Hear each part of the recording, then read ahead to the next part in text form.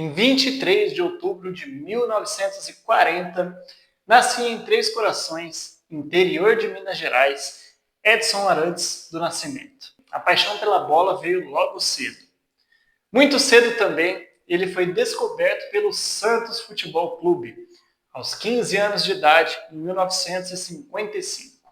Bom, o resto é história. E muita história. História que hoje vamos conhecer detalhadamente. Hoje nós vamos falar dele, o maior de todos os tempos. No ano 2000, Pelé foi reconhecido como o maior jogador do século XX. E também detém o recorde no Guinness Book de maior quantidade de gols marcados. Foram 1.283 gols em 1.363 jogos, incluindo amistosos não oficiais. Pelé ganhou pelo Santos 6 títulos brasileiros, 10 títulos estaduais, 2 Libertadores e 2 Mundiais, além de 3 torneios Rio-São Paulo. Ele elevou o patamar do Santos, até então uma equipe com apenas 2 títulos estaduais em seu currículo, junto com seus companheiros que também eram incríveis, como Zito, Pepe e Coutinho, por exemplo. Pelé formou o maior Santos de todos os tempos. Pela seleção, Pelé conquistou 3 Copas do Mundo, em 58, ainda com 17 anos de idade, em 62 e em 70. Atuou em 114 jogos, marcando 95 gols. Por que o apelido de Pelé? Na época da escola, apelidaram o pequeno Edson de Pelé, porque ele não conseguia pronunciar corretamente o nome de um jogador do qual era fã, o goleiro Bilé. Aí então os colegas o apelidaram de Pelé, que era como ele pronunciava aquele nome. No início, ele não gostou do apelido, que soava mais como uma tiração de sarro, e chegou até a brigar com um colega de escola por conta disso. Com 3 anos de idade, Edson e a sua família se mudaram para Bauru, no interior de São Paulo. A família era pobre e, para alimentar o vício no futebol, ele jogava muitas vezes com bolas improvisadas, feitas de meias enroladas a jornais, ou até utilizava uma toranja como bola. Os anos se passaram e com 13 anos ele ingressou no time infanto-juvenil do Bauru Atlético Clube, onde contribuiu muito com seus gols e sua incrível habilidade, que já era notada por todos na época. Por um tempo, Edson também jogou futsal, o que ele classificou posteriormente como muito difícil, por conta do espaço reduzido, o que fazia com que ele tivesse que pensar muito rápido as jogadas. Mas isso ajudou nesse raciocínio rápido depois dentro de campo. Um fato curioso é que ele era tão habilidoso que foi impedido de jogar como atacante e tinha que atuar como zagueiro ou como goleiro. Se ele passasse do meio da quadra, seria marcada uma falta para o adversário. Em 1956, Pelé recebeu uma proposta do Bangu, do Rio de Janeiro, que foi recusada pela sua mãe, pois ela não queria que o seu filho fosse para uma cidade grande. Recebeu também uma proposta do Noroeste de Bauru, que também foi recusada. Até que veio uma proposta do Santos. A mãe de Pelé mais uma vez foi contra. Afinal, ela não queria que o filho fosse jogador de futebol. Mas acabou cedendo. E o jovem Pelé viajou então para o litoral paulista. Ele então se apresentou junto com Valdemar de Brito na Vila Belmiro e logo impressionou Lula, então técnico do Santos. Brito afirmou com toda certeza para a administração do Santos que estavam diante do maior jogador de futebol do mundo. Em junho de 56, Pelé assinou seu primeiro contrato profissional com o Santos. Em 7 de setembro daquele ano, fez sua estreia contra o Corinthians de Santo André, onde marcou o seu primeiro gol como profissional. Zaloar, goleiro do Corinthians, após sua aposentadoria do futebol, mandou fazer cartões de visitas após começar a trabalhar como corretor, no qual se identificava como o goleiro do primeiro gol de Pelé. Em 1957, Pelé usou a camisa do Vasco.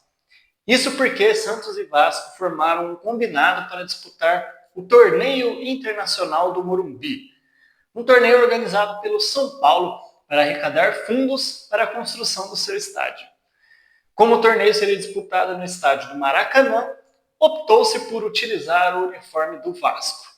Pelé se destacou, marcando 5 gols em 3 jogos, e a imprensa se derreteu, dizendo que este seria o futuro craque da seleção brasileira. Um mês após o torneio, e apenas 10 meses após o início de sua carreira profissional, Pelé foi convocado pela primeira vez para a seleção brasileira, ainda com 16 anos de idade. Após isso, o Vasco tentou, sem sucesso, contratar Pelé. E não foi a única vez. O Vasco faria outras tentativas de tirar o craque do Santos. Curiosamente, diversas vezes Pelé afirmou que o Vasco era o seu time do coração e recebeu em 2021 o título de sócio honorário do Vasco. Pelé logo começou a conquistar títulos pelo Santos. Os primeiros foram o Paulistão e o Rio-São Paulo. Em 1958, o Santos realizou sua primeira excursão para a Europa, onde jogou 22 partidas em 44 dias. Uma média de uma partida a cada 2 dias. Nessa excursão, o Santos goleou impiedosamente o Barcelona por 5-1 e a Inter de Milão por 7-1. Contra a Inter, Pelé foi aplaudido de pé pela torcida adversária. O jogo mais aguardado da excursão seria Santos e Real Madrid. Então, o tetracampeão da Europa e considerado por muitos o maior Real Madrid da história. A partida foi vencida pelos madrilenhos por 5-3. Pelé marcou o primeiro gol desse jogo e foi cogitado para ser contratado pelo Real Madrid. Mas Santiago Bernabéu, então presidente do time de Madrid, decidiu não contratá-lo por ser muito jovem. Anos depois foi revelado que Santos e Real Madrid chegaram a firmar uma cláusula de venda, mas que essa cláusula nunca foi acionada pelo time espanhol. Veio então a década de 60 e o período de ouro do Santos de Pelé. Logo em 61, Pelé marcou o gol mais bonito da história do Maracanã, o qual criou o termo gol de placa, já que mandaram fazer uma placa para documentar aquele gol, marcado contra o Fluminense, no qual Pelé pegou a bola no campo de defesa, driblou 6 adversários e marcou. Em 1962, Pelé ajudaria a colocar o Santos de vez no cenário mundial.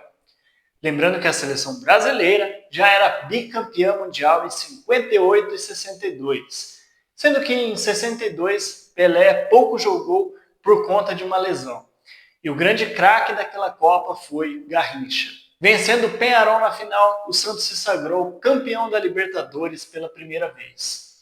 No final do ano, mais uma glória. O Santos bateu o Benfica de Portugal e se sagrou campeão do mundo. E se você acha pouco, no ano seguinte, o Santos literalmente repetiu o feito. Ganhou do Boca Juniors na Bombonera para ser campeão continental e bateu o Milan para ser campeão intercontinental. O Santos teria ganhado muitos outros títulos de Libertadores e de Mundiais na década de 60. Mas não participou de várias edições da Libertadores por conta principalmente da hostilidade dos adversários, das arbitragens que roubavam a favor dos uruguaios e argentinos e também pela questão financeira. O Santos então optou por fazer excursões pelo mundo para receber em dólar.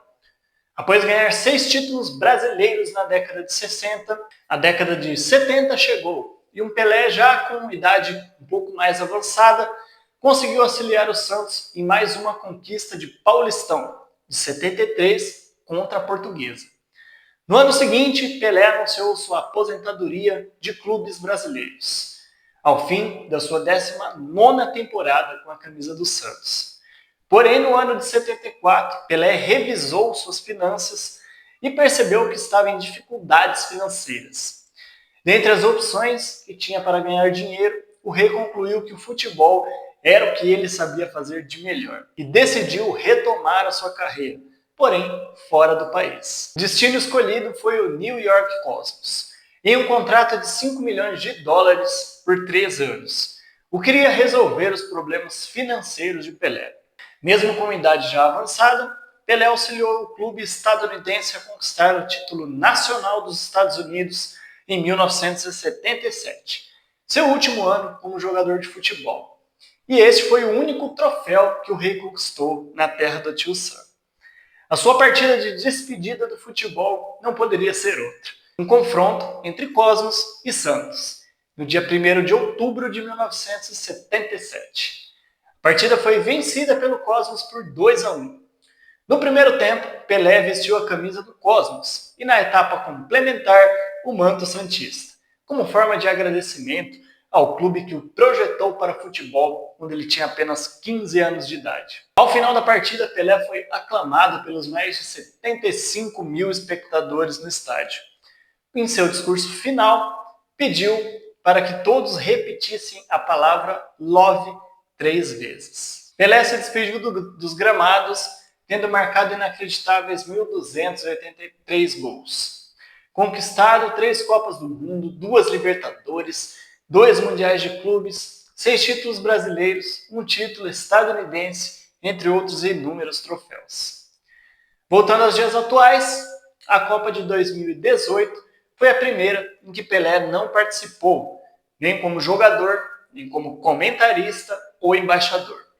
O rei apenas assistiu à Copa da Rússia de casa, já na cadeira de rodas por problemas de saúde. Em 29 de dezembro de 2022, o mundo viu partir o maior da história do futebol. Aos 82 anos, Pelé nos deixou. De origem humilde e negro, Pelé nos mostrou que a humildade pode nos levar longe.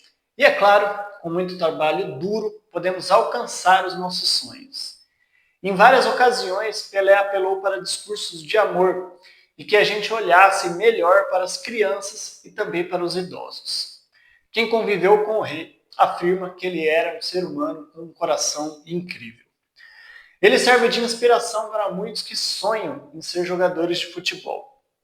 Hoje conhecemos a história do maior atleta de todos os tempos, daquele que mudou o patamar do futebol brasileiro e do nosso querido Santos Futebol Clube.